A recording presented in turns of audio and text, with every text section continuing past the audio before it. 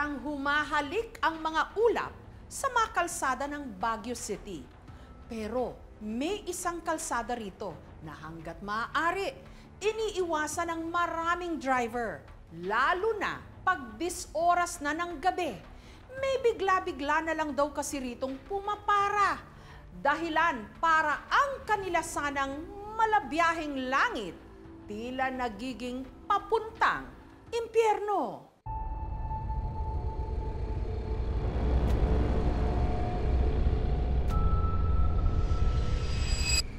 Kuya, okay lang po sa Luwakan Road, papahatid. Sa may, Second Cemetery.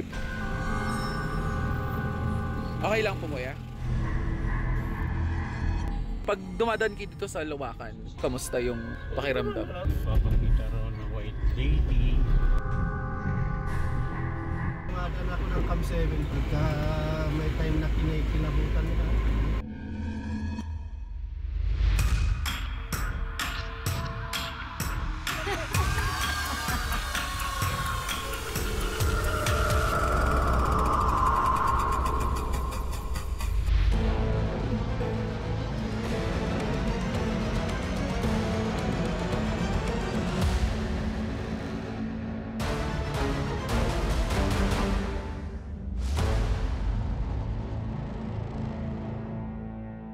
Yung Luwakan Road kasi parang main road papuntang PMA sa may mga call centers. Lalo na pag madaling araw, doon po kami dumadaan. September 4, Lunes ng madaling araw. Supposed to be, dadaan ako sa Cam 7 kasi mas madami yung possibilities na makakuha ko ng pasayro pabalik ng town.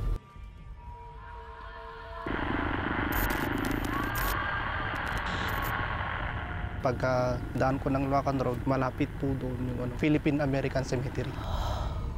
Pumara siya, kaya binusinahan ko. Hindi ko nakita yung mukha pero mahaba yung buhok, hindi masyadong katangkaran, tapos yung damit niya, white. Isinakay ko. Saan kayo, ma'am? Scout Barrio. Scout Barrio? Ah, sige po.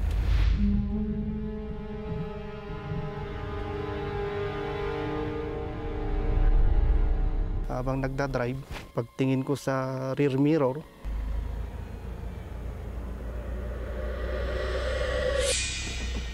wala. Ang ginagamit kong camera, yung cellphone ko. Always recording po yun.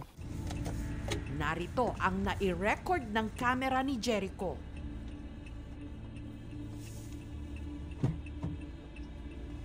Saan po kayo, ma'am? Scout Barrio? Sige pa. Walang nakitang pumasok sa camera, pero sa mata ko, kita-kita ko po.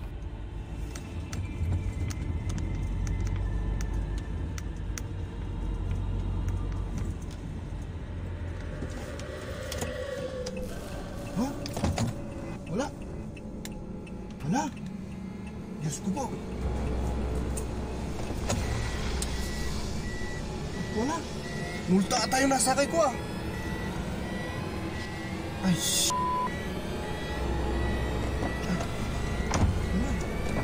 wala. Multo yung nasakay ko. Habang tumatakbo po yung taxi, papunta po ako dito. Nakita ko po siya dito pumara. Saan po kayo, ma'am? Scout Barrio? Sige pa. Paano ako yung magbubukas? Hawak sa manubela, yung isa, tapos yung isa dito saan? Cambio. May nagsabi din, tali. Kung tali naman yun, hindi mo mahihila agad yun. Hindi na ako dadaan sa Luwakan Road, lalo na pag mag-isa ko. Multa tayo nasakay ko ah! Luwakan Road, taken from the name of a grass that is called Duwakan. In 1905, Antamok Mines was opened, and to come to the city, they have to pass through Luwakan Road. So it was during those times that pavements were already started being set up. Sikat na sikat ang Luwakan kasi yun ang daan na papunta ng Janhay. Full of pine trees yun. Sa entrance ng Camp Janhay, about 200 meters, century-old na yon noon, yung pine tree na nakagitna sa Luwakan Road. Nakapwesto mismo sa gitna ng kalsada. So obstruction talaga siya. Noong 2002, nagdesisyon na ang city na putulin yun. Bago namin pinutol yun, nag-offer muna kami ng isang manok. Yun ang pamahiin ng mga igorot na pag matanda ang isang punong kahoy, may nakatira na hindi natin nakikita. Ditong punong ito, Kailangan matanggal. Nagputol din siya sa Quezon Hill, tapos na-disgrasya.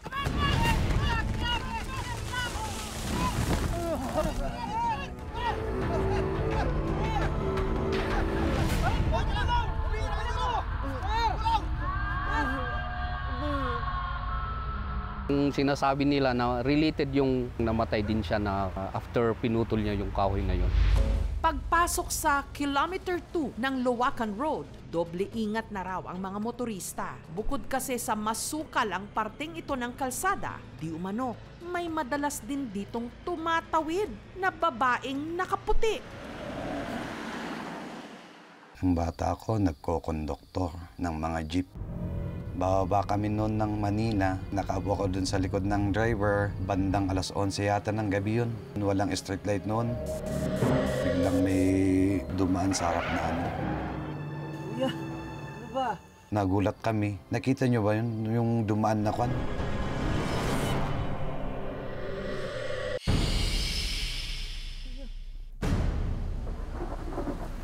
Nasa tabi po ako ng jeepney driver.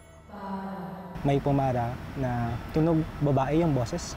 Bilisan na ho, nakaharap tayo sa kalsada. Kuya, wala naman hong pumapara eh. Nagulat ako na may pumara. Wala naman talagang masyadong bumababa doon.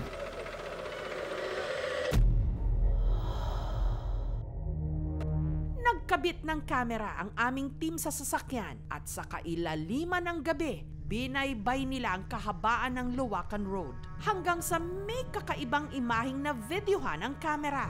Walang kukurap. Dito, kapansin-pansing sa kaliwang bahagi ng screen, may kung anong puting figura. Pakatitigang maigi.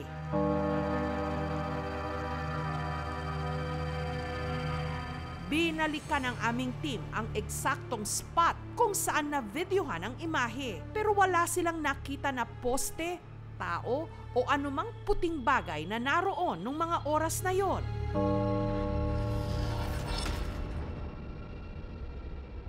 Sa Kilometer 3, matatagpuan naman ang isang lumang libingan. Noong panahon ng digmaan, nung binumba yung Camp Janhay at saka City of Baguio, maraming namatay. Kaya yung mga Amerikano, naghukay na lang ng mass grave. Actually, yung Luwakan Road noon, kukunting sasakyan. Sasakay kami sa kariton at freewheeling kami dyan sa Luwakan Road. Ay!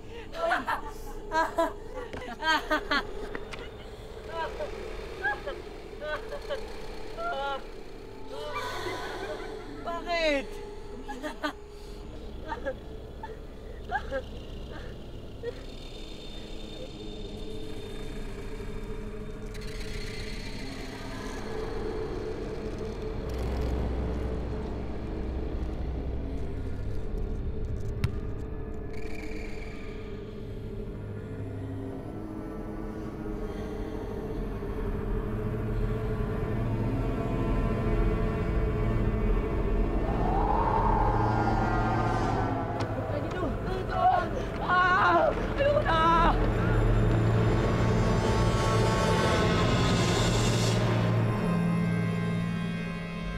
Pagdating naman ng Kilometer 4, patuloy ang testimonya ng mga kababalaghan. Bumaba po ako galing sa work, alas 11 ng gabi. Pababa po ako mga 50 meters from the highway. Titingin uli ako sa highway, nakikita ko yung mga sasakyan na dumadaan. Pero pagtingin ko sa daan ko, hindi ko talaga makita.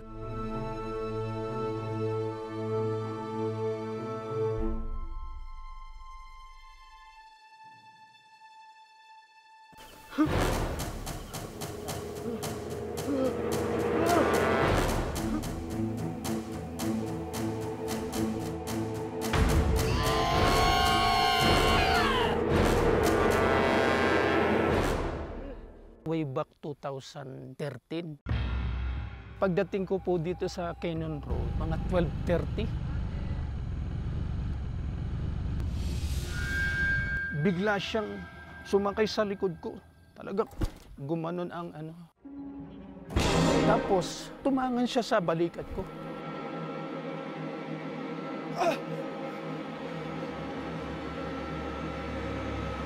For the Lord is my tower. In the name of Jesus, please guide me. Kinanta ko talaga yung For the Lord is my tower. And then sinabayan ko pa ng salitang In the name of Jesus.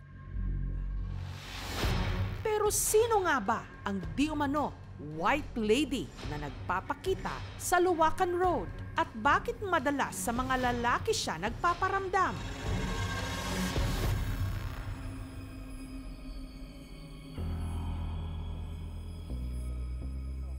Miss, iilang ako ah. Kuya, dito yung sa amin. Kuya, saan ko pupunta?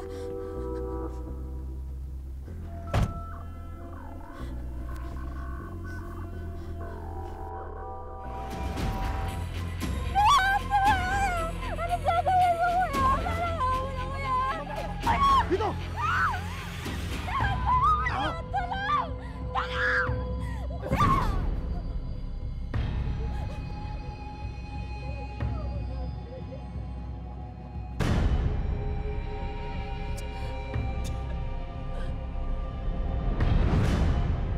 Ang kwento noon, yung babae daw na paseros, parang rinip ata ng taxi driver. Kaya musling nagpapakitaan niya mga taxi.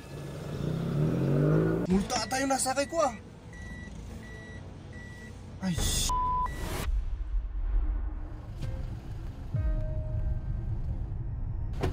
Sakay ng taxi ni Jericho, binaybay ng paranormal investigator na si Ana ang kahabaan ng Luwakan Road. Pipil ko yung babae, umiiyak na siya. Ang sakit. Yan ang sinasabi niya, ang sakit. Ang sakit! Ang sakit!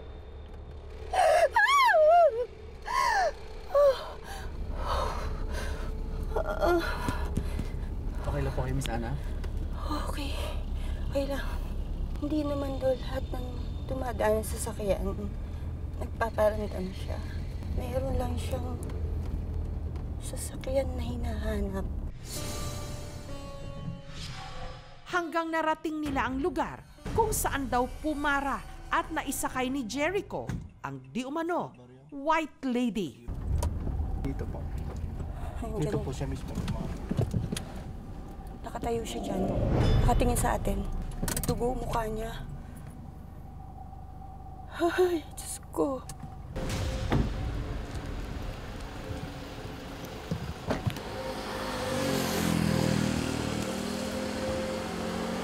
Kuya, nagkataon lang na nasakay sa'yo kasi yung aura mo kahawig nung lalaking hinahanap niya. Paupo siya dyan. Katingin sa akin.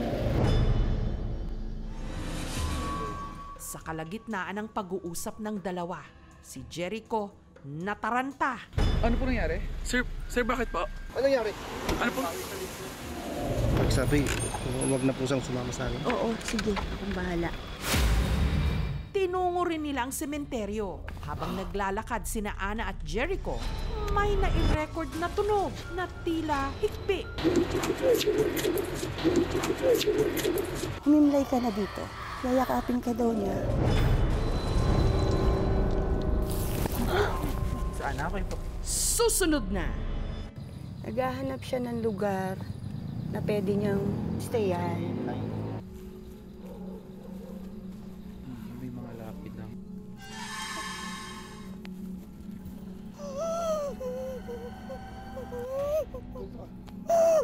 Ate, eto na. Humimlay ka na dito. Kuya, yayakapin ka daw niya. Saglit lang daw. Papasalamat lang siya. Salamat. Saan na? Okay po.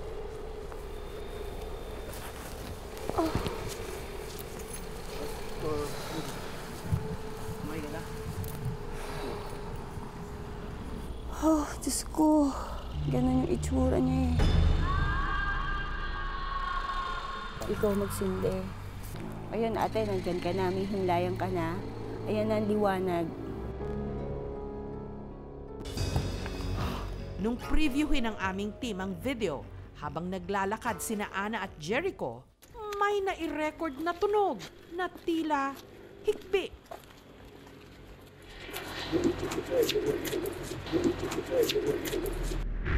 mataas yung palo ng mga tao na sa paligid. Pero yung pagkakita natin doon sa waves nung iyak, parang halos wala. Pero naririnig pa rin natin. Unusual siya kasi parang hindi ganun kalakas yung sound waves niya. Rinig na rinig mo yung pag-iyak ng babae. For me, unexplainable siya.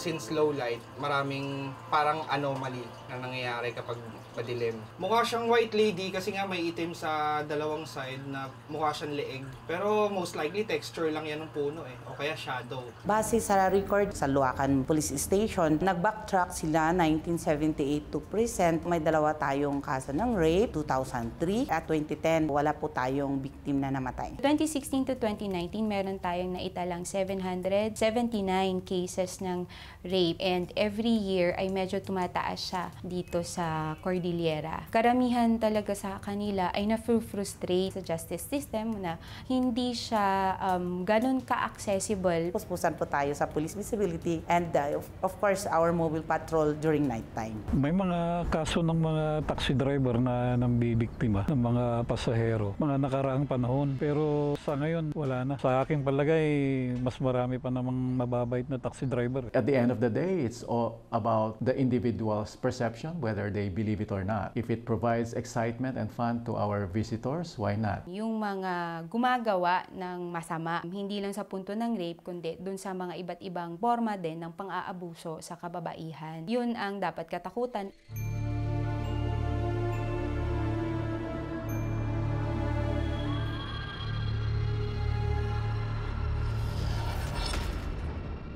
Thank you so much mga kapuso. Kung nagustuhan niyo po ang videong ito, subscribe na sa GMA Public Affairs YouTube channel. Don't forget to hit the bell button for our latest updates.